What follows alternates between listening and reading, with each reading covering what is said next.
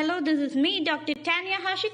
Today's topic of discussion is muscles and their classification, part 2. Here I am going to discuss about cardiac muscles and smooth muscles and their classification. So the first topic of discussion is cardiac muscle. So with this name you can understand that cardiac muscles are the muscles that are present in the heart. That is, these are muscles that are present in the wall of the heart. So this is how the muscles are distributed within the heart. So in this figure you can see that it is arranged in a spiral pattern. That is, this spiral arrangement helps in the coordinated contraction of the muscle wall and thus helps in pumping of blood to the circulatory system. So cardiac muscles are muscles that are distributed in the wall of the heart and it helps pump blood to the circulatory system. So now we will discuss the structure of a muscle fiber of a cardiac muscle. So these are the muscle fibers or muscle cells of a cardiac muscle. So compared to the skeletal muscle, these fibers are shorter. It is uninucleated. That is, there is only a single nucleus in each cell and it is located in the center of the cell and it has striation. That is the presence of sarcomere that is similar to the skeletal muscles. So the cardiac muscle have striation and that is similar to the skeletal muscles and this is due to the presence of sarcomere. And these muscles are branched. That is, muscles branches and connect with the adjacent muscle fiber by means of intercalated disc. So these are intercalated disc. I have marked intercalated disc with black marker. So this is the structure of a cardiac muscle fiber. It has nucleus and it is located in the center of the cell and it has striations and it is branched and connects with the adjacent muscle fiber by means of intercalated disc. So this is the magnified view of an intercalated disc. And the cardiac muscles have mitochondria and also myoglobins. So the adjacent muscle fibers are connected by means of intercalated disc. That is, this is a muscle fiber and this is another muscle fiber and the intercalated disc is the part of sarcolemma. That is, the plasma membrane of the muscle cell is called as the sarcolemma. So the intercalated disc is part of the sarcolemma. And the intercalated disc has two parts, that is the desmosome and the gap junction. So the gap junction creates channel between the adjacent muscle fibers and this helps in the flow of the depolarizing electrical current from one muscle fiber to the other. And this joining is called as the electrical coupling. So we have already discussed that the muscle fiber is connected by means of, that is, adjacent muscle fibers are connected by means of intercalated disc and the intercalated disc have two parts, that is desmosome and the gap junction, and the gap junction forms the channel between adjacent muscle fibers and this pass the electrical, that is the electrical signal from one muscle fiber to the another.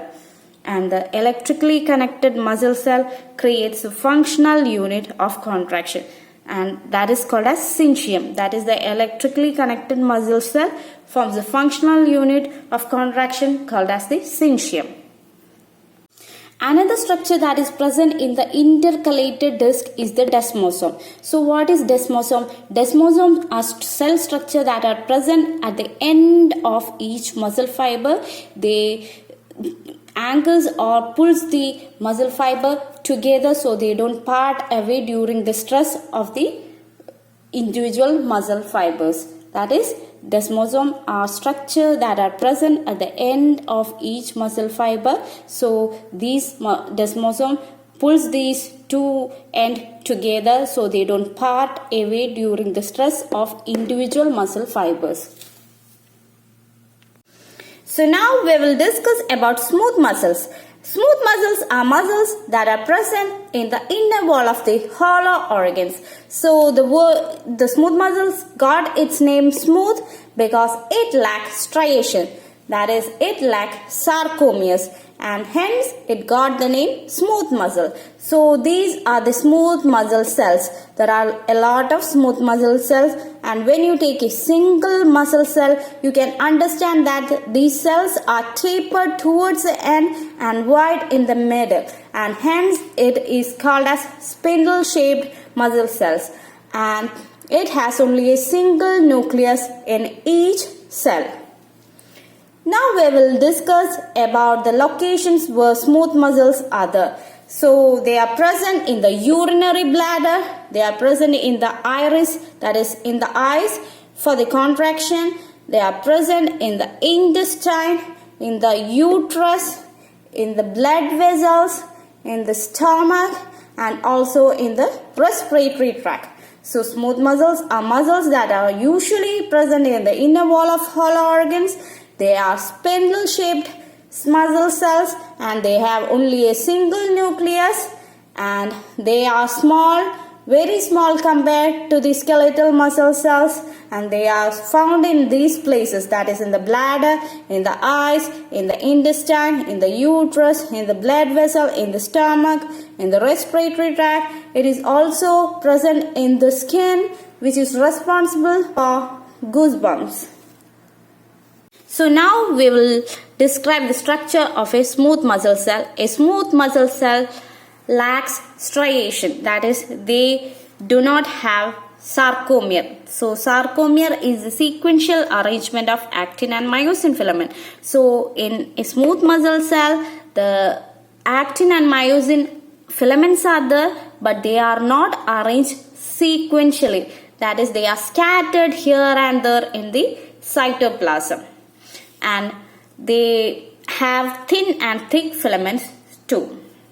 So now we will describe the structure. So this is a smooth muscle cell, and it has dense bodies, it has intermediate filaments, and this is a sarcolemma, and this actin filament, that is the thin filament, is anchored by the dense body, that is, it is connected to the dense bodies, and the dense bodies are in turn fastened. It is connected to the sarcolemma, that is the plasma membrane of the muscle cell.